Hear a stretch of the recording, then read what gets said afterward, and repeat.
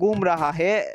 আরে ভাই সামনে গু এনিমি নি নুবরা গুড়ে তাড়াতাড়ি মারি লইছলো। আরে ভাই অত তাড়াতাড়ি সামনে মারি লইলো আমার এগিয়ে। আর দেখছো নি গাইজ রিভাইভ পয়েন্টটা কেসে কাম আ গিয়া।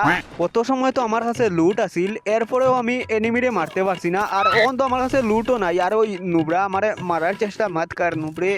ভাই আমার কাছে এমও নাই আর কোনো লুটও নাই, এর লাগি আমার এখনো লুকাইয়া বইতে লাগবো। আর নিচে মনে হয় একটা লুট বক্স আছে, চলো ওটা তাড়াতাড়ি লুটি লাই। আরে ভাই উইনচেস্টার পাইলিছি 3 চিপালা।